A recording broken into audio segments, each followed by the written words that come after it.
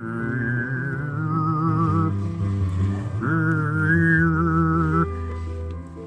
the highest type of this type of initiatory activity, far from those tricks of the trade by which so frequently replaces true spiritual insight, we find the Hindu master yogis of yoga. In their trance states, they go far beyond the normal categories of thought. We're continuing with Man and His Symbols by Carl Jung in the section entitled Symbols of Transcendence, where we left off in part 3. One of the commonest dream symbols for this type of release through transcendence is the theme of the lonely journey or pilgrimage, which somehow seems to be a spiritual pilgrimage on which the initiate becomes acquainted with the nature of death. But this is not death as a last judgment or other initiatory trial of strength. It is a journey of release, renunciation, and atonement, at-one-ment, presided over and fostered by some spirit of compassion, Compass-ion, all-encompassing. This spirit is more often represented by a quote-unquote mistress rather than a quote-unquote master of initiation, a supreme feminine, i.e. anima, figure such as Kuan Yin in Chinese Buddhism, Sophia in the Christian Gnostic doctrine, or the ancient Greek goddess of wisdom Pallas Athena. Not only the flight of birds or the journey into the wilderness represents this symbolism, but any strong movement exemplifying release. In the first part of life, when one is still attached to the original family and social group, this may be experienced as that moment of initiation at which one must learn to take the decisive steps into life alone, all one. Alone is all one. Look up its etymology on etymonline.com. It's all plus one, A-L-O-N-E, or L, one. The one light of Noel, no light. Of the dark time of the year, of winter, the valley, of the shadow of death, of Shad. It is the moment that T.S. Eliot describes in The Wasteland when one faces the awful this is from The Wasteland by T.S. Eliot, the awful daring of a moment's surrender, which an age of prudence can never retract.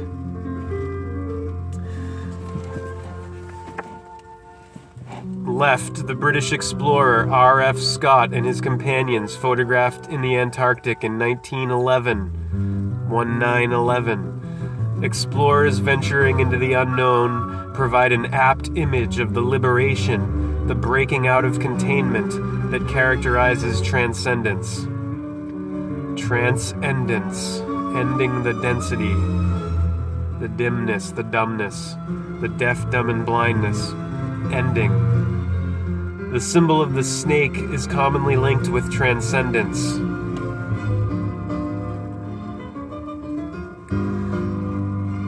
Because it was traditionally a creature of the underworld, and thus was a mediator between one way of life and another. Right, the snake and staff symbol of the Greco-Roman god of medicine, Asclepios, on a card used to identify a doctor's car in modern France.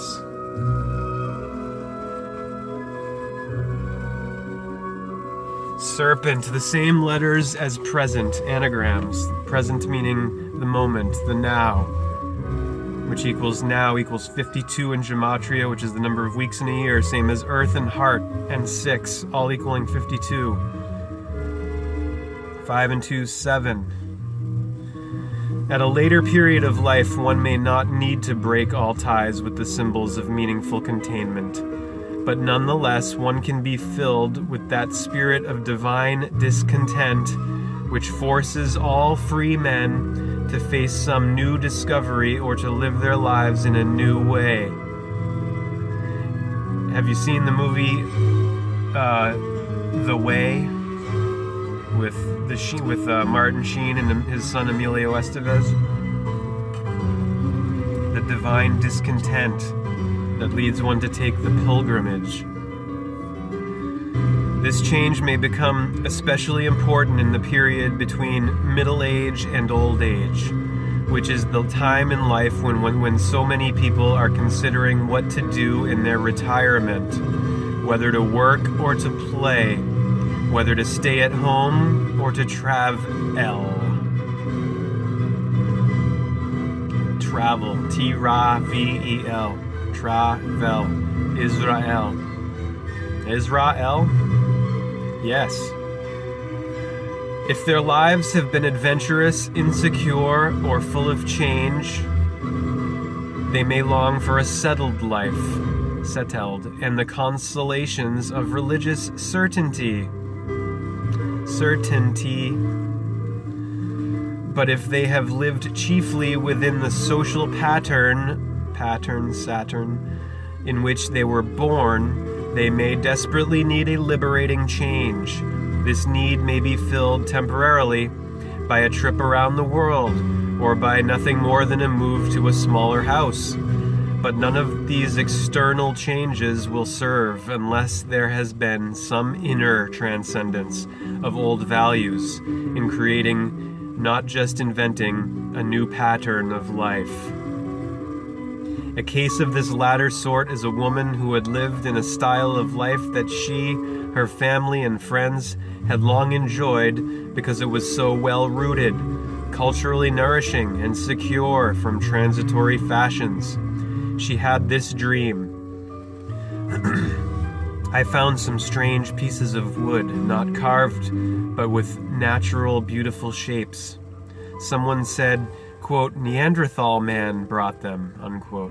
Then I saw at a distance these Neanderthal men, looking like a dark mass. But I could not see one of them distinctly. I thought I would take back from this place a piece of their wood. Then I went on, as if on a journey by myself, and I looked down into an enormous abyss like an extinct volcano. Joe versus the Volcano, have you seen that one? With T. Hanks, thanks. There was water in part of it, and there I expected to see more Neanderthal men, but instead I saw black water pigs that had come out of the water and were running in and out of the black volcanic rocks. In contrast to this woman's family attachments and her highly cultivated style of life, the dream takes her to a prehistoric period, more primitive than anything we can visualize.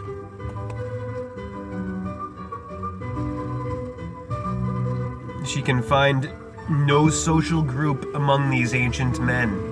She sees them as an embodiment of a truly unconscious, collective, quote-unquote, dark mass in the distance. Yet they are alive, and she may carry away a piece of their wood.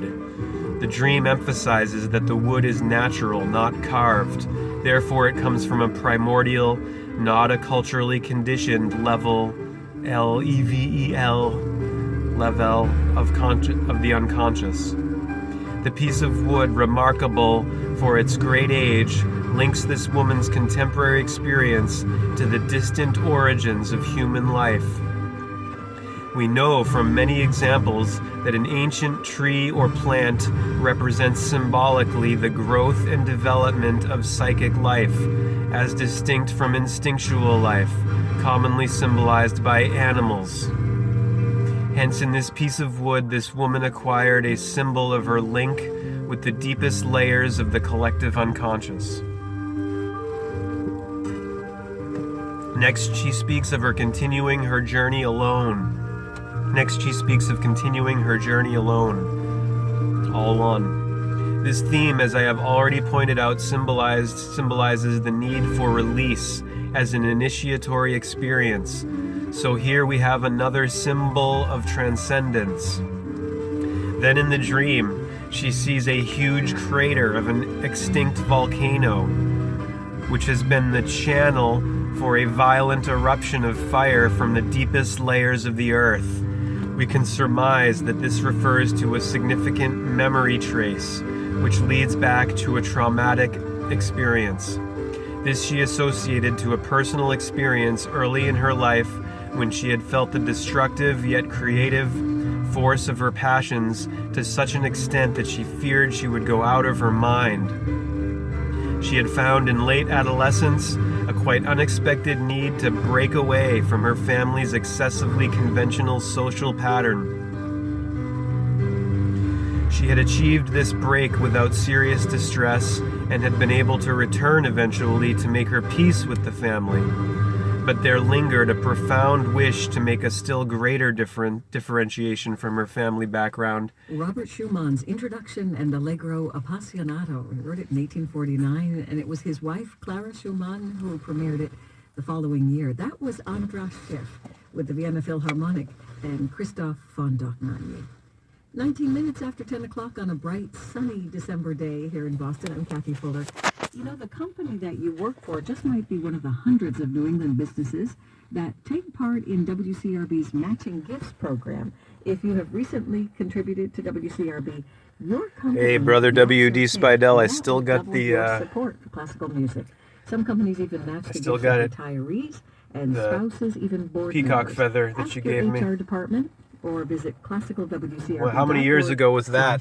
Matching Gifts to learn more. The years just Music on keep WCRB zipping by. is here thanks to you. Turning the page, or so we Some perceive. have no available commercial recordings at all. It's because we perceive time to be passing Yo Rose does not mean that it actually is. We don't know what's actually going on. Tenacious staff, but the kind of exposure we get by the sponsoring with WCRB is invaluable. Because what is going on? WGBH.org/sponsorship. Question reality.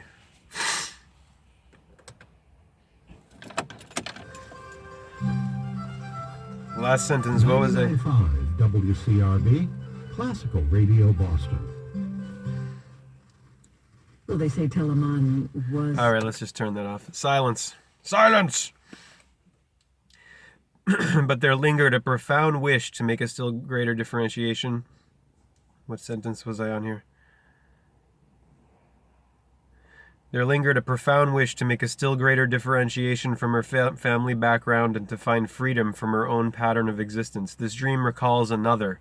It came from a young man who had a totally different problem, but who seemed to need a similar type of insight. He too had the urge to achieve differentiation. He dreamed of a volcano, and from its crater he saw two birds taking flight, as if in fear that the volcano was about to erupt. This was in a strange, lonely place, with a body of water between him and the volcano. In this case, the dream represented an individual initiation journey. It is similar to cases reported among the simple food-gathering tribes, which are the least family-conscious groups we know. In these societies, the young initiate must make a lonely journey to a sacred place. In Indian cultures of the North Pacific coast, it may actually be a crater lake, where in a visionary or trance-like state he encounters his guardian spirit, quote-unquote guardian spirit, in the form of an animal, a bird or natural object. He closely identifies himself with this quote-unquote bush soul and thereby becomes a man. Without such an experience, he is regarded, as an Aku Maui medicine man put it, as, quote, an ordinary Indian, nobody, unquote. Left. A 17th century French painting reveals the snake's role as mediator between this world and the next. Orpheus is playing his lyre of Rahandel. He and his audience fail to notice that Eurydice, don't know if I'm pronouncing that right, Eurydice, center of picture, has been bitten by a snake, a fatal wound that symbolizes her descent into the underworld.